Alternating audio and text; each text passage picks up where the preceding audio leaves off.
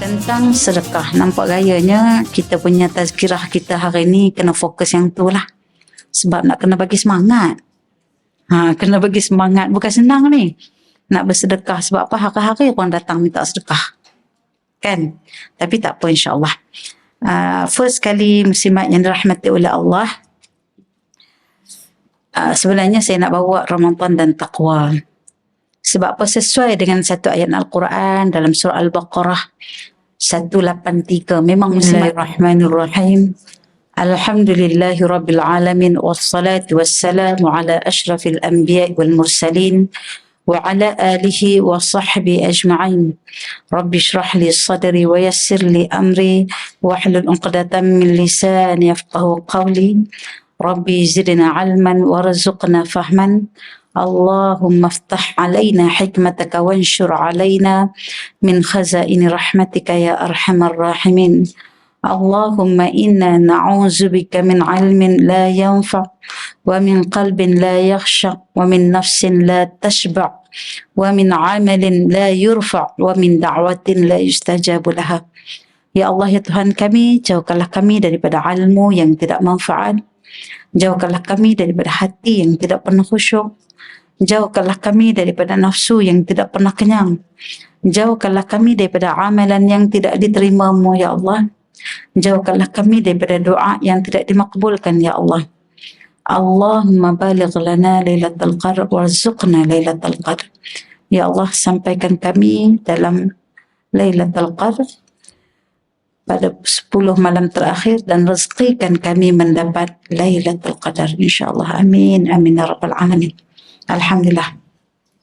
Terima kasih kepada Kak Salwa yang menjemput saya pada akhir-akhir Ramadan. Sebenarnya masuk bulan Ramadan ni saya terfikir juga, lama aku tak jumpa Kak Salwa. Rupanya Allah Ta'ala jawab, baru terdetik je tu. Alhamdulillah. Alhamdulillah, Masya Allah. Rupa-rupanya muslimat, kalau nak ikut kuliah tu sebelah pagi memang saya sangat full, Alhamdulillah. Namun kebetulan hari ini hanya ada solat tasbih dan tazkirah ringkas di tempat saya. Itulah diorang pun kata, ya Allah Ustazah, sampai hati ambil hari kerja. Nak buat macam mana, itulah masa yang saya ada. Tiba-tiba Kak Salwa pula bagi tahu semalam, mana free tak? Saya adjust balik, kena pukul 8. Tetap hadir pukul 8, terus buat tasbih, yang lain semua buat sendiri-sendiri. Kemudian ada tazkirah ringkas sebab saya nak kena ke Masjid Al-Falah. Allah Ta'ala detikkan, pokoknya Allah Ta'ala takdirkan juga. Allahu Akbar, insyaAllah, tabarakallah. Dan kalau kita tengok tadi banyaklah info-info yang Kak Salwa bagi tahu kepada kita, terutamanya tentang sedekah. Tentang jauh sikit ke dekat sikit? Jauh sikit. Okey. Alhamdulillah. Tentang sedekah, nampak gayanya kita punya tazkirah kita hari ni kena fokus yang tu lah. Sebab nak kena bagi semangat. Kena bagi semangat. Bukan senang ni nak bersedekah. Sebab apa? Hari-hari orang datang minta sedekah. Kan? Tapi tak apa, insyaAllah. First kali muslimat yang dirahmati oleh Allah, sebenarnya saya nak bawa Ramadan dan taqwa. Sebab apa? Sesuai dengan satu ayat Al-Quran dalam surah Al-Baqarah 183. Memang muslimat hatam ayat tu. Sebab apa? Setiap kali kuliah aja bulan Ramadan tak akan lari daripada ayat tu. Asatizah mana pun dia akan sebut juga ayat tu. Ayat dalam Al-Quran. A'udzu billahi minasyaitonir rajim. Bismillahirrahmanirrahim. Ya ayyuhalladzina amanu kutiba alaikumus shiyamu kama kutiba alal ladzina min qablikum la'allakum tattaqun. Wahai orang-orang yang beriman, difardukan ke atas kamu berpuasa seperti mana difardukan ke atas umat sebelum kamu. La'allakum, agar, supaya kamu bertakwa. Kata ulama, agar dan supaya itu juga termasuk dalam bukan semua orang yang akan mendapat takwa. Itu dia. Itu perbincangan kita lah sebenarnya. Takwa kita tu duduk kat mana? Bila cerita pasal takwa, duduk cari no. Takwa, jalan takwa ke, surau takwa ke, masjid takwa, tak tahu kan? Allahu Akbar. Takwa definisi dia sangat mudah. takut hanya kepada Allah dan bukan selain daripada Allah. Itu dia taqwa. Kata Sayyidina Ali radhiyallahu anhu, orang yang bertakwa ini seumpama orang yang berjalan di atas satu jalan yang mana jalan itu dipenuhi dengan batu kerikil, dipenuhi dengan kaca-kaca, dipenuhi dengan duri-duri. Agak-agaknya lah kalau kita jalan atas jalan yang macam tu, apa kita buat? Kita akan jalan dengan penuh hati-hati. Kita akan letak ke tepi ke, kita kutip buang ke, atau kita sangat hati-hati. Sebab apa? Kalau kita jalan lenggang kangkung, jadi apa kaki kita? Luka. Kena pula enjin kencing manis, merebaklah jawab dia kan. Itu dia. Macam itulah diumpamakan hamba Allah yang Allah Ta'ala dah sebut, وَمَا خَلَقْتُ الْجِنَّ وَالْإِنسَ إِلَّا لِيَعْبُدُونَ. Tidaklah aku jadikan jin dan manusia ini adalah untuk beribadah kepada Allah. So kita faham, kita duduk kat sini sebagai hamba Allah. Bila hamba Allah, maksud kita akan beribadah kepada Allah. Nak beribadah kepada Allah tu, di situlah ada ketakwaan. Maka kita akan jalani kehidupan kita di atas dunia ni dengan penuh takwa. Maksud kata hati-hati, takut melanggar perintah Allah. Bila Allah Ta'ala perintah kita wajib kita kena buat. Tu dia orang takwa. Sebab dia akan berpaksikan kepada 5 hukum. Wajib, haram, sunat, makruh, harus. Apa saja kerja yang dia nak buat, dia akan duduk atas 5 hukum ni. Dia akan tengok, oh aku rupanya nak solat ni. Tengok pula solat apa? Solat fardu. Okey, wajib. Buat tak? Buat. Sesungguhnya. Bukan buat sambil lewa. Tu dia orang bertakwa. Cumanya macam mana kita nak capai takwa tu? Sebab apa dalam bulan Ramadan? Dekat sangat. Ayat tadi tu, la'allakum tattaqun. Tu maksud kata puasa je, orang tu takwa. Tapi ada pula ulama kelas. Puasa orang awam dengan puasa orang khusus kan? Orang awam hanya menahan lapar dan dahaga daripada matahari terbit sampai matahari tenggelam. Tu je dia. Yang lain dia tak menahan. Yang boleh tahan yang tu je. Marah tak boleh tahan. Mata tak boleh tahan tengok yang tak elok. Telinga tak boleh tahan mendengar perkara yang tak elok. Mulut tak boleh tahan daripada bercakap perkara yang tak elok. Maka dia hanya dapat lapar dahaga. Itu dia puasa orang awam. Tak apa muslimat. Tahun ni kita sifarkan puasa kita cara orang awam. Walaupun berbaki tak berapa hari dah lagi kan. Muka-muka hujung kita tu husnul khatimah. Walaupun muka orang awam tak apa. Reda. Boleh no? Alhamdulillah. Tekad kita insyaAllah. Azam kita. Okey. Sebab apa? Inna Allah la yanzuru ila qulubikum wa amwalikum. Walakinna Allah yanzuru ila Inna Allah la yanzuru ila suwarikum wala amwalikum walakinna Allah yanzuru ila qulubikum wa asqakum. Sungguhnya Allah Subhanahu wa taala tak tengok rupa paras kita, tak tengok harta benda kita, tak tengok jawatan yang kita ada, tak tengok apakah kita ni orang yang berkuasa, tak tengok apa kita punya pangkat dan sebagainya. Walakinna Allah, akan tetapi Allah Ta'ala tengok hati kita. Hati apa tu? Hati yang ditempati takwa. Kalau sekadar tengok hati saja, maka di situ ramailah orang awam akan kata, dia pakai, dia tak dia free hair, dia tak solat, dia tak berzakat. Maka dia kata bila orang cemuh dia ataupun orang komentar tentang dia, dia kata baik-baik sikit. Allah Ta'ala tak tengok rupa paras. Allah Ta'ala tengok hati. Bukan macam tu cara dia. Maksud kata tengok hati ni, hati yang ditempati takwa. Bagaimana nak letakkan hati kita ditempati takwa? Dia ada 2 je muslimat. Kalau tak takwa, dia jadi tokoh. Maksud kata dia tak boleh. Kalau hilang takwa akan masuk dosa. Kalau tak ada dosa, ada takwa. 2 tu je sebenarnya. Sebab tu dalam satu hadis sebut, inna fil jasadi mudghatan, dalam jasad manusia tu ada satu segumpal darah. Idza saluhat saluhal jasad. Bila baik, dia baiklah seluruh jasad kita. Idza fasadatil jasad. Bila baik dia, bila jahatnya dia, maka jahat keseluruhan jasad. Sebab yang ni dia adalah raja. Dia akan mengarahkan seluruh anggota untuk melakukan mengikut kesesuaian nafsu yang sedang mendidik dia. Allahu Akbar. Lalu bagaimana kita nak dapatkan takwa saat kita puasa? Bagaimana kita nak dapatkan pahala yang Allah Ta'ala kata untuk orang puasa ni tak ada pada angka? Betul tak? Orang yang puasa, pahala bagi orang puasa tidak ada pada angka. Biasanya baca Quran 1, 10. 2, 20 kan? 2 huruf, 1 huruf 10. Bandingan masuk dalam bulan Ramadan pula, macam kita dapat pahala fardu di bulan yang lain. Sedangkan baca Quran je. Tu hebatnya Allah Ta'ala punya tawaran. Kemudian, bila kita solat, solat fardu seumpama 70 kali solat fardu di bulan yang lain. Itu bandingan pada angka. Tapi pada puasa, serah kepada Allah. Makna kata banyak Allah Ta'ala nak bagi. Lalu bagaimana? Nak bagi dekat siapa? Siapa yang puasa nak dapat limpah ruah daripada Allah tu? Iaitu puasa orang yang bertakwa lah.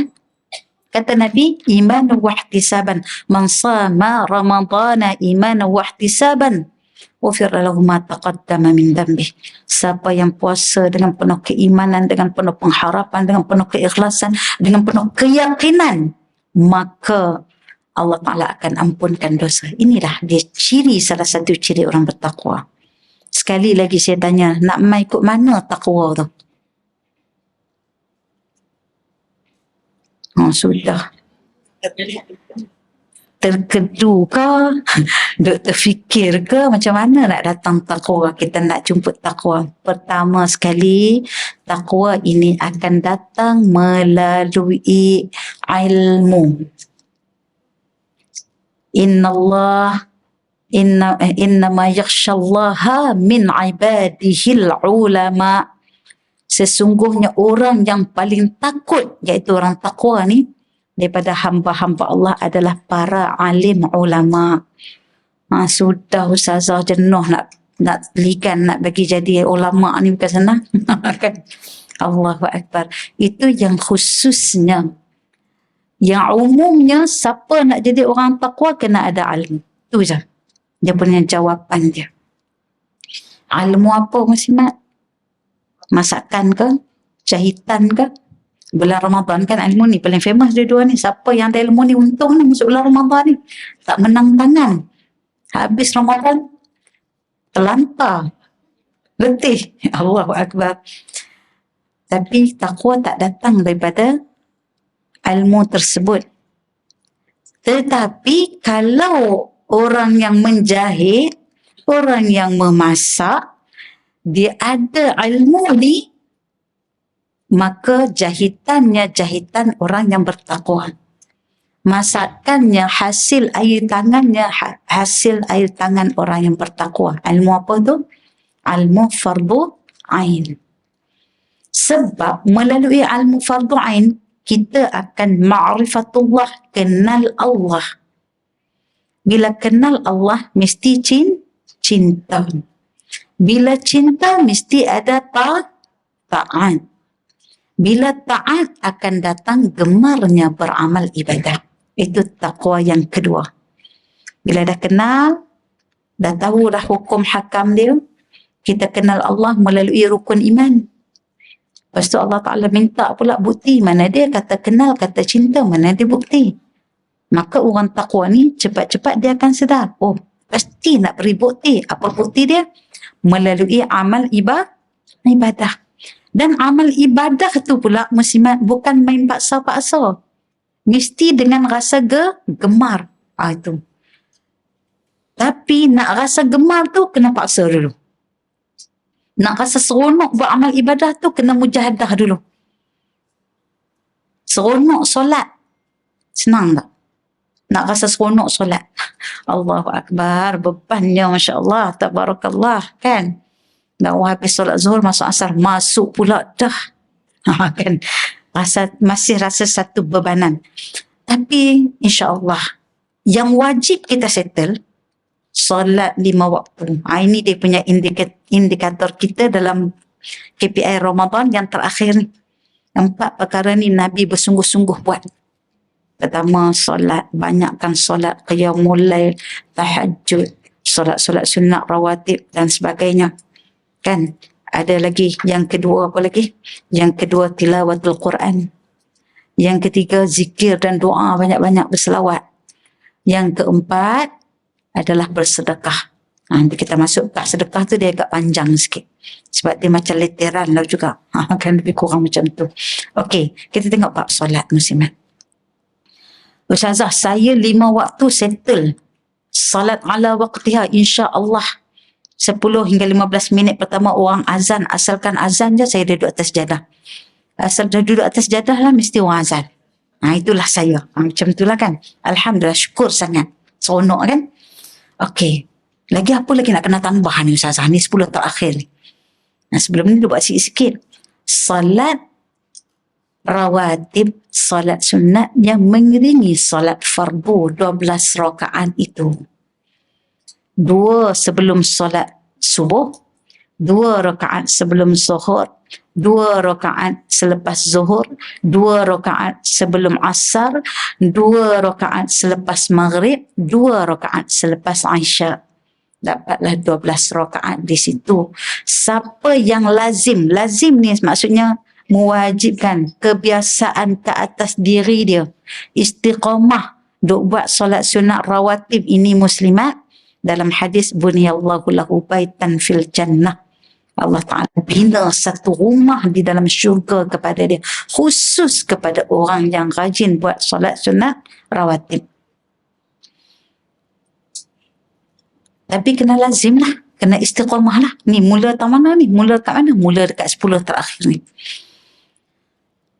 Kelebihan solat sunat rawatib ni lebih daripada solat tarawih.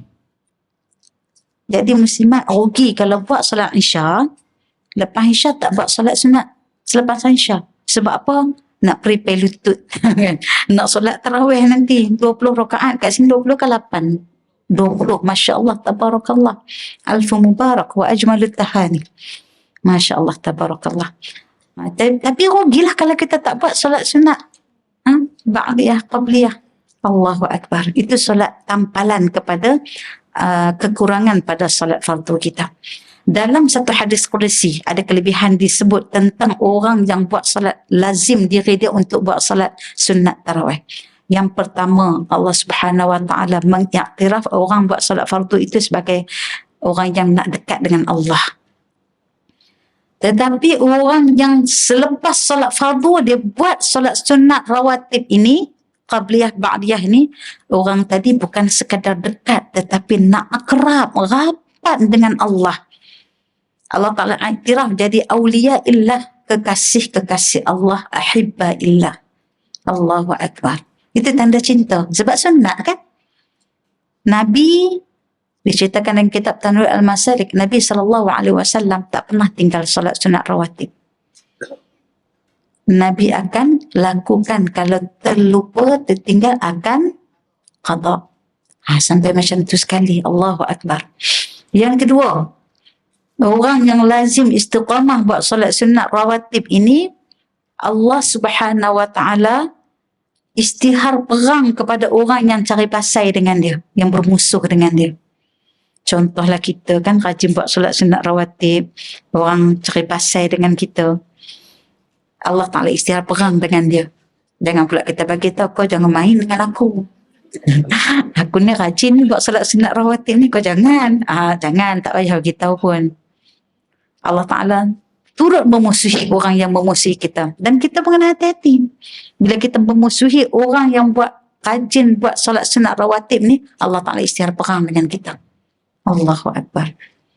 Dan yang ketiga, Allah Subhanahu Wa Ta'ala memelihara pandangan matanya, memelihara pendengarannya, memelihara langkah kakinya dan memelihara hatinya. Maksud kata, ada ruang untuk buat kejahatan, tapi Allah Ta'ala pelihara. Ada ruang untuk dia buat kemungkaran, Allah Ta'ala pelihara dia. Ada je masa dia untuk terlibat dengan perkara-perkara yang dimurkai oleh Allah, tapi dia dalam pemeliharaan Allah. Nabi SAW masa zaman remaja baginda pernah jadi satu pesta di kota Mekah. Nabi sebagai seorang remaja teringin juga nak tengok apa ke benda dekat bawah sana kan. Apakah yang nampak ada seronok, lampu gemerlapan dan sebagainya. Nabi teringin nak turun tengok. Tiba-tiba Nabi rasa mengantuk. Allah Ta'ala tidurkan. Itu maksud pemeliharaan Allah. Kita pun sama muslimat ni bulan Ramadan ni. Time lunch, tak gaduh masak. Tak apalah sambil lipat baju tengok Netflix. Lama dah tak tengok. Contoh kan. Bukan muslimat Al-Falah. Akak selalu contoh semua Masya Allah, Tabarakallah. Masing-masing imarah kan Kak Salwa kan? Masya Allah. Tengah dah seronok nak tengok handphone, nak tengok apa berita hari ni. Bulan Ramadan, ingatkan reda segala fitnah, ingatkan reda segala gosip-gosip, ingatkan reda segala apa caci maki rupanya. Ya Allah. Makin banyak tangan kita ni dah gatal juga nak komen. Tiba-tiba dalam hati terlintas pada aku komen benda-benda yang tak pasti, yang aku tak tabayun lagi. Lebih baik aku baca Al-Quran. Itu dia pemeliharaan Allah pada kita. Nampak tak? Ada saja masa nak komen tu.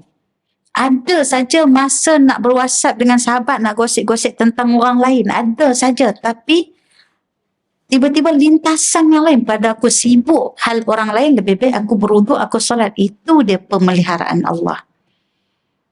Kaki ni gagah je kalau nak langkah pergi buat perkara mungkar, tetapi tak pergi pun.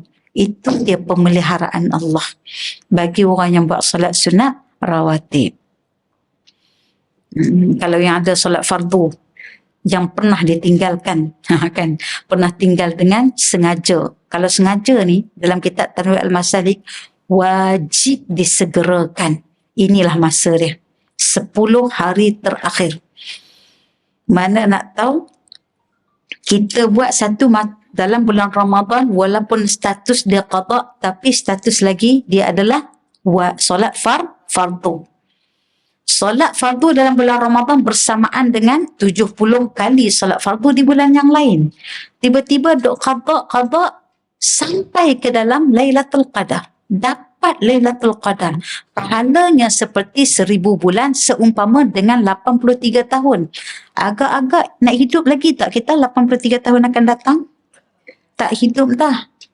Tapi bila kita duk buat macam ni, pahala tu mengalir, kita mati, masih sampai lagi pahala-pahala dia. Allahu Akbar. Masya Allah. Tabarakallah. Siapa yang ada qada yang perlu disegerakan, segerakan. Pilih, inilah tempat dia aku nak mendiri. Inilah masa dia. Pada 10 yang terakhir ini, dia panggil masa kecederaan. Kecemasan masa ni, buat yang ada qada, buat. Allahu Akbar. Banyak tak kita dapat? Banyak. Buat pula berjemaah. Macam mana tu buat berjemaah? Duk tinggal solat subuh, kan? Dulu-dululah masa zaman Pok Yeyeh dulu ni. Tinggal waktu subuh mak gerak, bukan tak bangun, lepas tu tidur balik. Mana sengaja lah tu, bukan tak sengaja. Bangun-bangun dah subuh elephant dah. Alah, teruslah pergi kerja, pergi belajar, macam tu lah. Ni tekad ni. 10 terakhir, waktu imam buat solat tarawih 20 rakaat, kita dekat belakang boleh saja kalau kita nak qada solat subuh kita. Bayangkan ikut imam 20 rakaat, kita buat salat qada subuh 20 rakaat.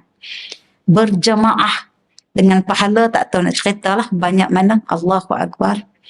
Sebab kita ada istighfar, kita ada bertaubat daripada dosa-dosa lalu kita. Moga Allah Ta'ala ampunkan.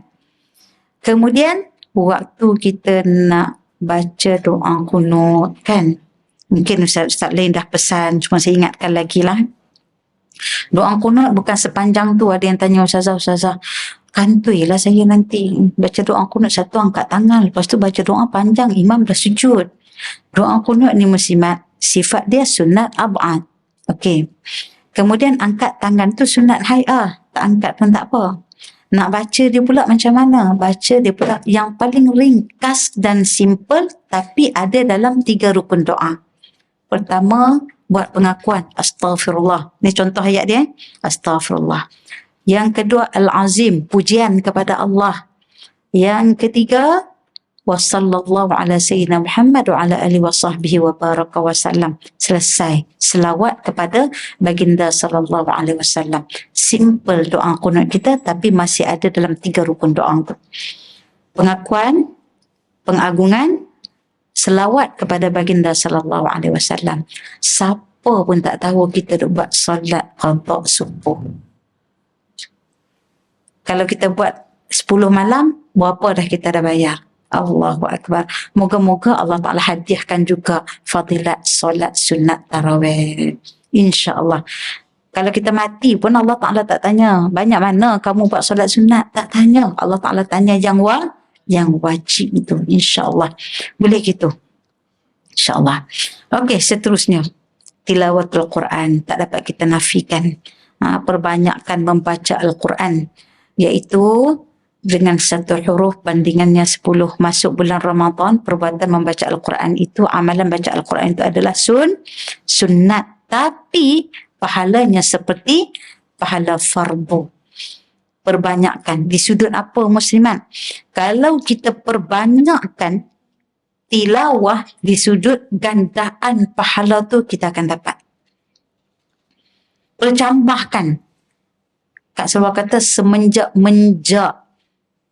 mentang-mentang lah pakat khatam habis dah. Dia punya masjid surut. Tak nampak rupa dah. Kan? Maka kena lagi. Sebab apa kita nak jadi dalam satu hadis disebut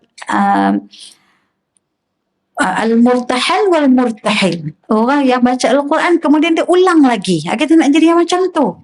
Bila habis, bukanlah maksud kata sudah tutup buku, tak mau tengok dah, nak buka tahun depan pula. Kan? Maksud kata kena usahakan untuk baca lagi, rebut di dalam bulan Ramadan ni. Allahu Akbar. Di sudut pahala pun punya kau punya Allah Ta'ala nak bagi. Tak pernah Allah Ta'ala bagi tawaran seperti mana bulan-bulan yang lain. Sangat hebat. Allahu Akbar. Nampak tak tu muslimat? Masya Allah. Kemudian di sudut keutamaan yang lain, selepas kita bertilawah, maka kita akan bertadabbur. Tadabbur. Bila kita tadabbur ni, Masya Allah, tabarakallah, kita akan mendapat pahala di sudut kemuliaan. Sebab daripada tadabbur itu akan datang teguran-teguran dalam hati kita. Akan datang ayat-ayat yang kita boleh relate dengan masa yang berlaku kepada kita hari ini.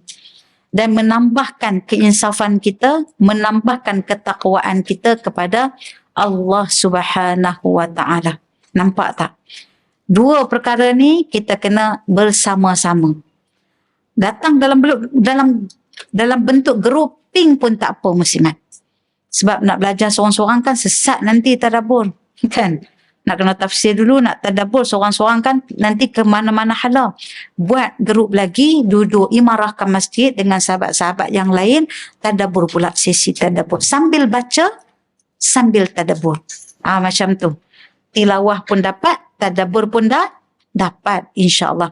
Saya baru ni pergi lead satu bacaan khataman Al-Quran, satu surau. Dia tulis apa dekat situ? Jemputan Ustazah untuk khataman Al-Quran dan tafsir. Wah, saya kata aku tak pernah jumpa lagi tempat lain tu. Surau je pun. Peserta-peserta dia semua 50-an ke atas. Wah, tapi hebat boleh tafsir tu. Masya Allah, tabarakallah. Rupanya rutin tafsir tu berlaku sebelum Ramadan lagi. Jadi dia punya ending dia dekat dalam bulan Ramadan. Allahu Akbar. Ini satu semangat. Biasanya semangat baca Quran ni kita tengok grup muslimat paling ramai kan. Muslimut sikit je. Mungkin dia orang baca waktu malam, insya-Allah lah kan. Sebab kita ada ruang waktu ni. Mereka bukan ruang waktu kita. Mungkin mereka bekerja. Malam baru mereka baca husnuzan. Okey. Kemudian itu di sudut tilawatul Quran. Bulan ini memang bulan Al-Quran. Jangan siapa menafikan. Al-Quran pun diturunkan dalam bulan yang sama. Masya Allah, tabarakallah. diturunkan kepada baginda sallallahu alaihi wasallam melalui Sayyidina Jibril dengan ayat yang bukan sekaligus, sikit-sikit, sebab sifat Al-Quran tu sangat berat, tetapi bila turun menenangkan hati. Bila turun saja, dalam peristiwa Nabi menerima wahyu, ada kala Nabi demam, ada kala Nabi macam nak pingsan, ada kala Nabi berpeluh-peluh. Bila ditanya, kerana apa? Beratnya nak terima satu-satu ayat tu. Yang paling berat ketika Nabi kata ada bunyi loceng. Nabi sampai macam tak mampu. Berpeluh-peluh badan Nabi walaupun ketika tu pada musim yang dingin. Itu hikmah dia. Dan sifat turun kepada baginda sallallahu alaihi wasallam berlaku 23 tahun. Al-Quran ini memang kita kena muliakan musliman. Walau bagaimana sekalipun, jangan sesekali kita memandang ia sebagai satu khazanah sahaja, bukan. Kerana di dalamnya ada ayat-ayat yang menceritakan in future, masa depan kita. Yang menceritakan masa lalu untuk pengajaran bagi kita.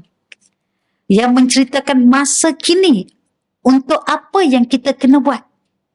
Dan menceritakan janji-janji syurga dan janji neraka bagi kita.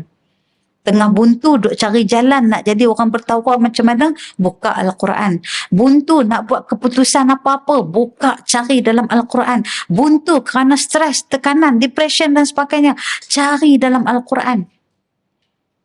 Semalam saya ikut satu program di Postmonitor di JCOM. InsyaAllah muslimat, ada seorang Datin ni Masya Allah, dia cerita pengalaman dia. Dia kata dia ni ambil PhD muslimat. Ambil PhD ni punya sibuk, Al-Quran tak baca, tapi Yasin Alhamdulillah dia kata hari-hari baca. Tapi dia kata dia bujuk hati dia ni, tak apa aku baca Yasin, Al-Quran juga, akan hari-hari baca. Kemudian oleh kerana beratnya pengajian tersebut sampai dia depression. Bila dia jumpa dengan kawan dia pegang, tunjuk dekat dada dia ni, dia kata rasa sakit. Dan dia pun memang kurus orangnya. Kau untuk tunjuk dekat dada ni sebab dada kamu tidak ada Al-Quran. Balik baca Al-Quran. Dia tersentap dengan teguran kawan dia. Dia kata, betul ke? Aku ni tak ada Al-Quran, kan hari-hari aku baca Yasin. Dia kata setiap pagi memang tak pernah tinggal, malam Jumaat dengan sahabat-sahabat. Itu kan Al-Quran juga, dia kata. Maka dia nak sahut cabaran daripada kawan dia. Selepas dia buat solat sunat duha, dia pun ambil Al-Quran, dia pun buka. Masa dia buka tu, sebab apa? Kawan dia kata, kalau kamu nak cari ubat daripada depression kamu, tekanan yang ada pada kamu akan jumpa dalam Al-Quran. Maka dia pun buka. Bila dia buka, dia kata, memang betul Allah Ta'ala tegur dia pada kali pertama buka. Dia kata satu huruf pun dia tak boleh baca. Itu teguran Allah. Sebab tak boleh baca. Yasin boleh baca. Tapi Al-Quran yang dia buka, yang dia dah tinggal selama 15 tahun. Tak pernah buka kecuali Yasin saja. Dia nak baca. Itulah teguran Allah. Sebab kamu tak dapat baca Al-Quran, maka hati kamu pun akan kosong, mati. Kata Ibnu Mas'ud, cari di 3 tempat jika hati kamu mati. Dalam majlis ilmu, baca zikir, ketika baca Al-Quran, dan ketika munajat. Kalau tak jumpa juga pada mana-mana tempat, rayulah minta pada Allah supaya diganti dengan hati yang baru. Maka dia kata, dia pun ambil keputusan. Nak berhenti dulu daripada PhD dia, nak sambung cari guru-guru yang pakar, dan dia nak belajar baca Al-Quran bermula daripada alif ba ta. Allahu Akbar. Dia kata jumpalah seorang ustazah tu, dipendekkan cerita. Ustazah tu punyalah banyak anak murid dia, malam-malam nak pergi hari-hari. Anak murid dia semua taraf cucu-cucu dia 3-4 tahun 5 tahun. 3-4 tahun 5 tahun. Maka setiap kali dia datang, dia orang tanya, "Aunty, kenapa aunty baca macam kita orang?" Kan dia kata macam tu. Masya Allah, tabarakallah. Dia kata tak apa, demi nak menjaga kembali hati dia tu. Allahu Akbar. Nak baiki balik, nak cari penawar melalui Al-Quran dengan penyakit yang dia ada. Alhamdulillah. Sehingga kini dia kata, sekurang-kurangnya setiap hari dia usaha untuk dapatkan juga 1 juzuk. Allahu Akbar. Itu sangat jadi inspirasi kepada kita. Saya penyumpat syaitan datin, saya nak bawa kisah datin ni. Saya nak bawa kisah datin ni untuk semua muslimat lain terinspirasi. Moga dapat pahala pada datin, dapat pahala juga pada saya. Semua orang terinspirasi. Allahu Akbar. Dan yang keempat, ketiga dulu. Ketiga, banyakkan berdoa dan berzikir. Doa yang paling ampuh. Ni dah masuk bulan Ramadan.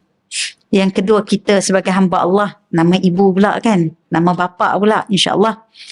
Dan kemudian kita duduk dalam majlis ilmu ini yang paling super. Duduk dalam majlis ilmu ni, tadah tangan banyak-banyak, minta kepada Allah. Ud'uni astajib lakum. Allah Ta'ala kata, berdoalah pada aku akan memakbulkan apa yang kamu nak. Minta ya Allah. Minta Allah Ta'ala bagi hidayah kepada kita. Sebab hidayah ni kadang-kadang, hidayah tu dah ada, tapi taufik tu kadang-kadang pergi dan kembali. Pergi sekejap, kembali pula. Ikut iman kita.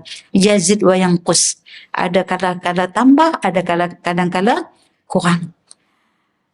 Rabbana atina min ladunka rahmah wa hayyi' lana min amrina rasyada. Kita minta Allah Ta'ala jadikan sebagai petunjuk bagi kita. Bila dah dapat petunjuk, dah dapat hidayah, minta pula Rabbana la tuzigh qulubana ba'da idh hadaitana wa hab lana min ladunka rahmah innaka antal wahhab. Ya Allah, jangan kau pesongkan hati kami setelah kau bagi hidayah kepada kami ya Allah. Merayu. Kalau ketika saat ini muslimat, hati kita tengah menderita sakit, sakit hati ni banyak muslimat. Sakit hati sebab ada hasad dengki, sakit hati sebab rajin ikut nafsu, sangat mudah mengalah dengan nafsu, sakit hati kerana ada perasaan riak, ujub, sum'ah, sakit hati sikit-sikit rasa nak takabur, rasa dia paling hebat dan sebagainya. Itu semua penyakit-penyakit kronik bagi hati. Minta Allah Subhanahu Wa Ta'ala cuci hati kita semua. Sebab tu parameter takwa yang ketiga adalah selepas kita gemar beramal ini, maka akan masuk satu wilayah nama dia penyucian bagi hati. Bila kita dapat penyucian bagi hati ni, Masya Allah, tabarakallah. Dalam doa, doa silahul mu'min. Doa itu adalah senjata mukmin. Dekat mana pun berdoa pada Allah Subhanahu Wa Ta'ala. Satu langkah kita langkah pun doa dalam pemeliharaan Allah, insya-Allah. Dan kita mintalah apa saja dalam bulan Ramadan, tatah pula dalam 10 yang terakhir ini, kita di antara doa yang Allah Ta'ala makbulkan. Doa segala-galanya dalam kehidupan kita, insya-Allah. Dan syarat kita berdoa, mohon pertama sekali tentang akhirat. Puji Allah, pengakuan puji Allah, mohon tentang akhirat. Barulah minta hal dunia. Jangan minta dunia dulu. Ya Allah, mewahkan rezekiku ya Allah, baru nak minta mati husnul khatimah. Tak berapa nak cantik cara kita minta doa. Minta hal-hal akhirat. Dalam sujud kita, setiap kali kita solat, perbanyakkan. Kalau solat seorang tak apalah, lantak pilah nak doa. Last kali tu nak doa sampai masuk asar pun tak apa. Silakan. Tapi kalau ikut imam, jangan buat kerja macam tu. Kemudian sebelum kita bagi salam, dah terlupa waktu sujud, waktu bagi salam pun ada kesempatan sebelum bagi salam, innaka hamidum majid tu, sebab kita baca doa yang warid daripada hadis tu, kita doa apa yang kita nak tentang akhirat dan dunia kita. Paling-paling tak ingat ustazah, kecuali Rabbana atina fid dunya hasanah. Okey, tak apa. Dia panggil doa sapu jagat. Semua masuk dalam tu. Apa saja keinginan kita, hajat kita, apa semua disampaikan dalam Rabbana atina fid dunya hasanah wa fil akhirati hasanah wa qina azabannar. Doa. Kalau kita ada anak yang baru ke arah jalan nak soleh ni, mak kena mujahadah sikit, ayah kena mujahadah sikit. Kalau rasa ya Allah, kenapa ada something tak kena lagi kan, rupa-rupanya kita yang kena baiki sikap kita dulu. Masya Allah, tabarakallah. Dan terakhir sekali adalah banyakkan bersedekah. Ini berat ni muslimat. Berat. Setiap hari datang, setiap hari ada, setiap hari ada kelas ini kan Kak Salwa kan, setiap hari ada. Ini Ustazah Nuriman dibawa apa pula dah, wallahu a'lam bissawab. Kan? Allahu akbar, masya-Allah, tabarakallah. Okey, saya baca satu hadis muslimat.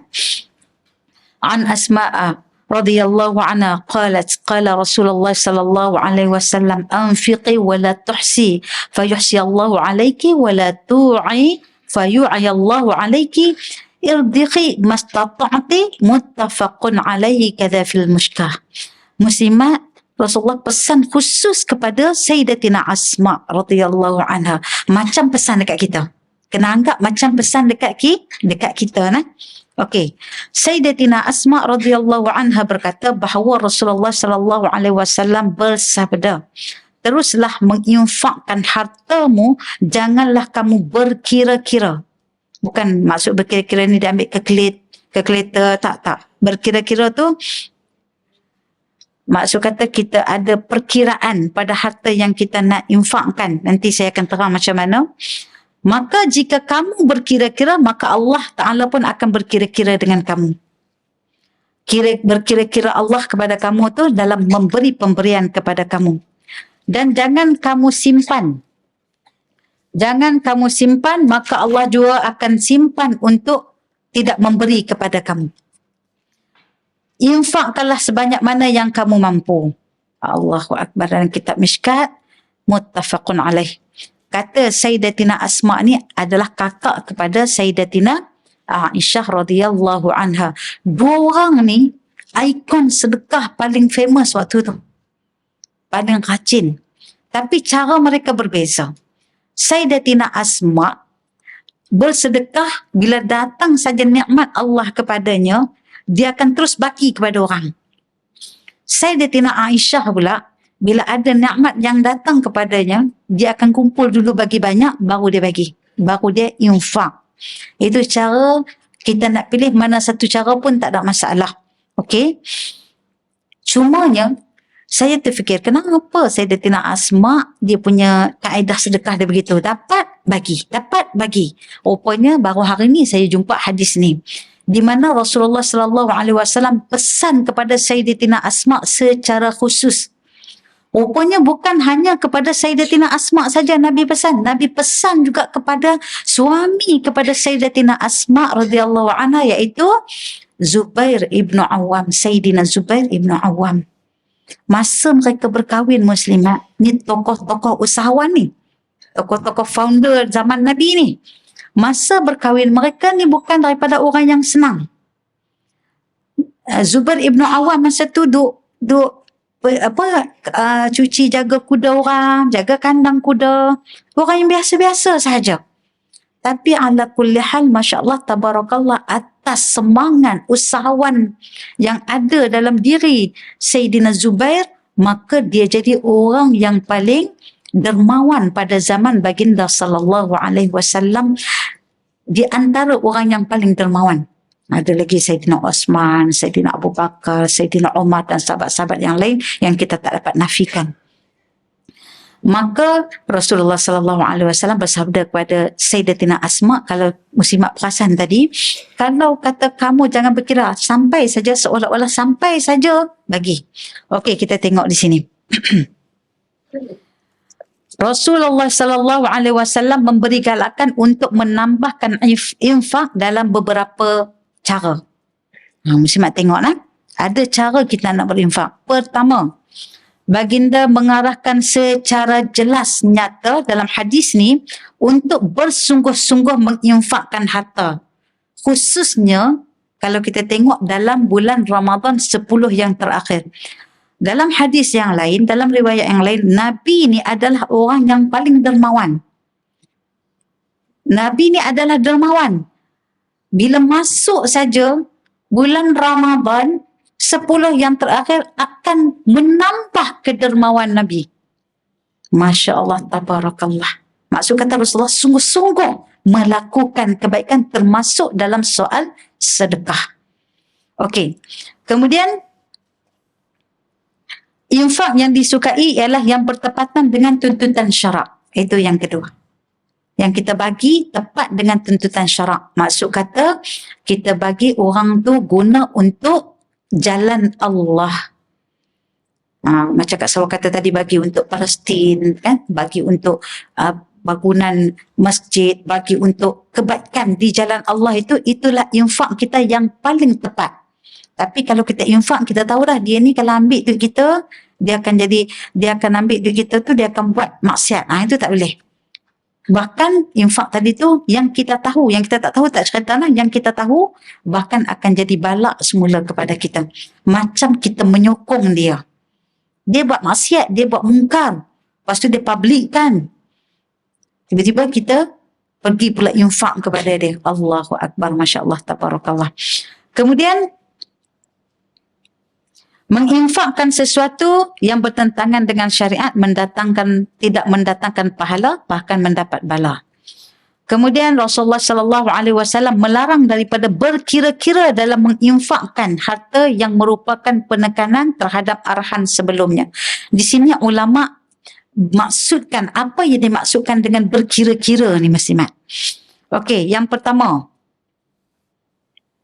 berkira-kira bermaksud kamu asyik menghitung wang, kemudian wang tu disimpan. Itu yang jelas lah.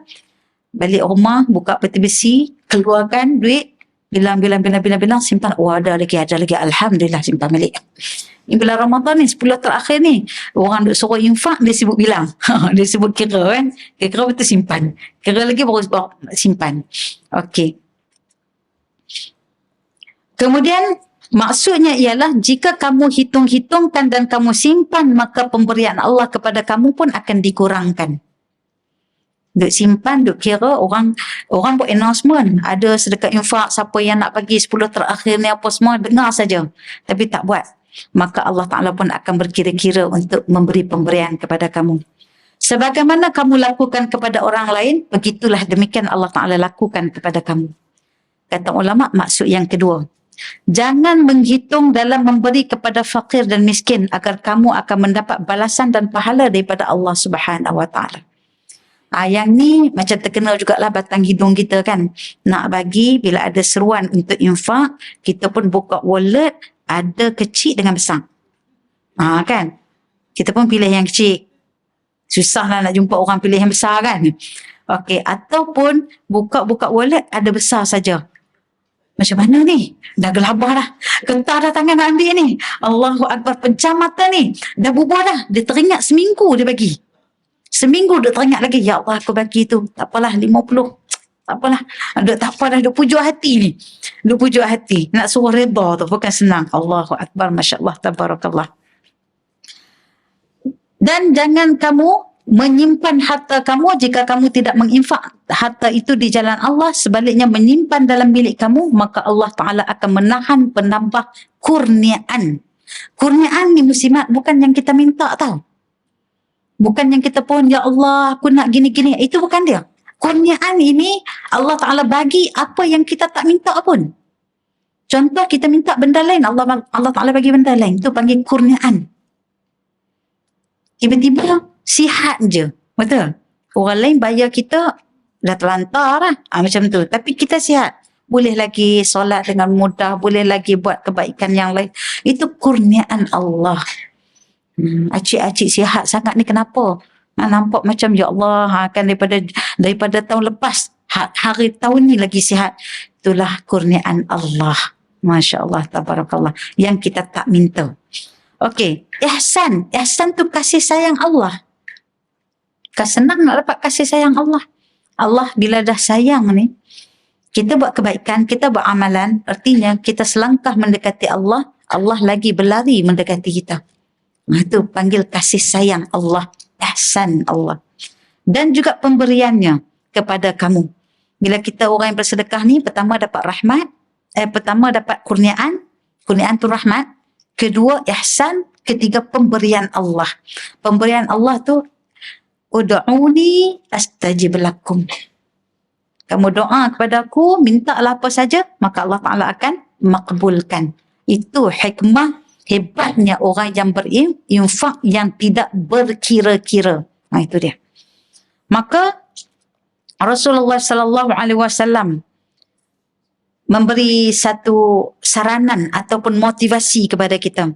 Infaklah sebanyak mana pun yang kamu mampu. Yakni jangan hiraukan jumlah yang banyak ataupun sedikit.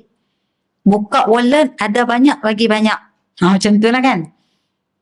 Kalau tak boleh bagi sikit, bagi banyak. Sebab ada sikit tak ada. Buka-buka wallet, ada yang banyak-banyak. Ambil lah bagi yang banyak. Itu yang kamu mampu untuk bagi ketika itu adalah yang banyak, bukan yang sikit. Jangan duk cari, tak apa saya balik dululah cari kat Salwa, nanti saya ambil dia kecil-kecil saya buat mai. Itu nampak berkira-kira. Nampak tak? Allahu Akbar. Allah Ta'ala takdir waktu tu. Kita kena bagi. Jangan kamu beranggapan jumlah yang sebegini banyak adalah tidak sesuai. Kan kadang-kadang kita tak, tak payahlah bagi banyak-banyak sikit, tak sesuai ni dengan dia orang lain. Kena bagi sikit sudahlah. Jangan banyak-banyak sangat. Tu Nabi tegur kita tu. Dan jangan juga kamu merasakan benda yang sebegini sedikit tidak patut saya berikan. Masa banyak, dia kata tak sesuai lagi banyak. Kena bagi sikit. Tiba-tiba ada sikit, Allah aku ada hak ni je. Kalau aku bagi habislah. Ada 10, nak bagi 10, aku ada apa? Macam tu. Yang sikit pun jangan ambil kira, yang banyak apatah lagi. Nampak tak? Jangan lepaskan peluang untuk menginfakkan apa-apa saja yang ada di dalam kemampuan kamu. Okey, kita masuk dalam kisah Sayyidina Zubair Ibn Awam. Sikit kita masuk nah. Di mana Sayyidina Zubair Ibn Awam setelah mana dia berusaha dengan mata pencariannya dengan Sayyidatina Asma ni, Masya Allah, akhirnya dapat jadi seorang usahawan yang berjaya. Yang mana Sayyidina Zubair ini memiliki 1000 orang hamba. Ketika tu dinyatakan dalam satu kitab Al-Isabah. Kemudian hamba-hamba Sayyidina Zubair ni dia buat kerja keusahawanan ni, sehinggalah mereka mendapat keuntungan. Kemudian duit daripada keuntungan itu tidak pernah sampai ke rumah Sayyidina Zubair Ibn Awam. Tak pernah sampai, muslimat. Sebab apa? Keuntungan tu semua dibagi ke jalan Allah. Tak pernah sampai. Yang ada kepadanya hanyalah keperluan untuk hidup sahaja. Sebab tu Nabi pesan kat Sayyidatina Asma, jangan simpan apa yang ada di dalam periuk kamu tu. Kalau ada tu keluarkan semua. Kemudian Sayyidatina Asma kata, ya Rasulullah, aku ni tak ada apa dah, hak milik aku tak ada apa kecuali apa yang diberi oleh Sayyidina Zubair saja kepada aku. Apa yang diberi oleh suami aku saja. Maksud kata, bila diberi oleh suami, jadi hak milik dia, maka bolehlah dia nak sedekah. Sebab tu Nabi kata, apa yang ada dalam periuk kamu tu bagi. Sampai macam tu sekali lah. Kita tak sampai lagi kot makam tu. Duk baca banyak-banyak makam ni macam satu pun tak lepas lagi dengan kita kan. Allahu Akbar, Masya Allah, Tabarakallah. Dan saya inisiatif yang terakhir inilah, saya bawa juga sumbangan daripada Ustaz Zamri Hashim, iaitu Mudir Darut Taujih, yang kita baca buku dia tu, kisah menarik dari Al-Quran. Dia kata tolong bawalah pergi mana-mana surau, mana-mana masjid, ada rezeki insya-Allah. Jadi dalam sumbangan iftar sebenarnya untuk saya bawa balik kepada Ustaz Zamri Hashim, di situ saya pun terfikir macam mana aku pun sama juga melalui fasa-fasa macam muslimat juga. Hari-hari ada orang nak datang minta sedekah kan. Tapi bila fikir balik, ni motivasi ni untuk diri sendiri ni. Mungkin muslimat boleh gunalah, saya punya idea lah. Ni aku nak bubuh ni untuk aku ni sebenarnya. Macam tu. Untuk aku kutip di akhirat. Hasil dia bukan di sini. Ada setengah orang ni infak. Seronok lah dia orang boleh infak, orang selega lah dia orang boleh makan hasil daripada pemberian kita. Seolah-olah kita nampak keuntungan tu belah mereka. Tidak. Para pelajar, para guru tidak mendapat satu pun keuntungan daripada hasil pemberian kita. Semua keuntungan tu kita yang dapat 100%. Itu perniagaan dengan Allah tu. Allahu Akbar. Yang mereka hanya dapat makanan. Sedangkan kita dapat apa saja amalan yang mereka lakukan, bukan hanya mengembirakan mereka ketika mereka berbuka puasa, tetapi ketika sekejap lagi mereka solat maghrib, sekejap lagi mereka buat solat sunat lepas maghrib, sekejap lagi mereka solat Aisyah, kemudian buat solat sunat selepas Aisyah, kemudian buat tarawih, selepas tarawih tidur sekejap, bangun pula, kemudian buat tahajud, qiyamul lail dan sebagainya, mereka tilawatul Quran dan sebagainya, semua tu 100% kepada kita. Betul tak? So kalau kita motivasi dari kita macam tu, agak-agak kita nak bagi tak RM1? Cakap biar serupa bikin lah kan. Macam itulah lebih kurang nak kita faham. Baru ni saya pergi dekat pejabat pelaburan Mara, saya kata nak bagi diorang faham ni maksud sedekah ni. Seandainya dalam pelaburan ni, dalam dunia, hal dunia, tiba-tiba Mara bagi tahu okey kita labur RM2 akan naik 2 kali ganda. Agak-agak kita nak bagi tak RM2 tu? RM2 tak cukup lah. Masuklah 100 ke 200 ke. 200 pun macam sikit. Dia punya tamak kan. 2,000 baru best. Kan. Masuk 2,000. Itu pelaburan yang patuh syariah lah kita kata. Bawah dia bank negara dan sebagainya. Kemudian staf dia kata, betul lah Syazah, kita tak pernah lagi lah terima orang masuk RM2. Untuk siapa tu? Sebab dia fikir untuk dia nanti benefit dia akan dapat. Macam tu, apatah lagi kalau kita bersedekah dengan Allah. Takkan kot kawan kita sebelah bagi 50, kita RM2, lepas tu di akhirat nanti, apa hal korang lagi hebat pada aku? Kan? Rupanya ada perbezaannya di sisi Allah. Masuk syurga pun boleh menyesal. Allahu Akbar, Masya Allah, Tabarakallah. Nampak tak? Jadi itulah motivasi sebenarnya bila ada datang macam ni, muslimat saya pun pujuk. Okey. Sebab kita ni bukan makam para sahabat lagi ni. Kita baru umat Nabi di akhir zaman yang struggle sangat nak menentang hawa nafsu ni. Maka ya Allah, aku bagi untuk aku ni sebenarnya. Untuk aku cuma dia punya akaun je berbeza. Akaun akhirat, umpamanya begitulah, barulah boleh bagi. Mula-mula tu ya Allah, dia fikir juga banyak juga aku bagi bukan main, dia punya seronok tu, rasa macam kembang je boleh bagi banyak. Lama-lama Allah bisa tegal biasa, insyaAllah. Jadi muslimat yang dirahmati oleh Allah, saya letak dekat belakang tu, muslimat ambil, saya tak nak paksa, walaupun hakikatnya memang nak paksa juga.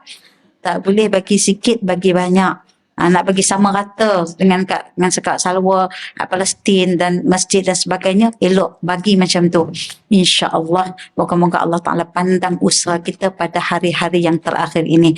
Muslimat letak dalam sampul tu sebab muslimat nak suruh saya buat kerja lebih sikit. Saya yang nanti akan bank in kepada ustaz, ataupun muslimat kata nak bank in sendiri pun tak ada masalah. Cuma bagi tahu dekat saya nama-nama almarhum dan almarhumah kesayangan kita untuk saya sampaikan kepada Ustaz Zamri, insya-Allah.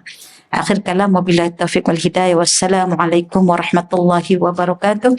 Subhanakallahumma wa bihamdika asyhadu an la ilaha illa anta astaghfiruka wa natubu ilaik. Bismillahirrahmanirrahim. Wal 'asr innal insana lafi khusr illa alladhina amanu wa 'amilus solihat wa tawassaw bil haqq wa tawassaw bis sabr. Allahumma inna nas'alukal jannatal firdausil a'la wa ma yuqarribuna ilaiha min qawlin wa fi'lin wa niyyatin wa i'tiqad. ونعوذ بك من النار وما يقربنا إليها من قول وفعل ونية واعتقاد.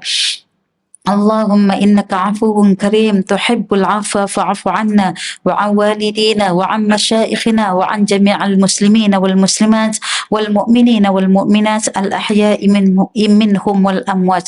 اللهم ارزقنا ليلة القدر. اللهم ارزقنا ليلة القدر. اللهم ارزقنا ليلة القدر.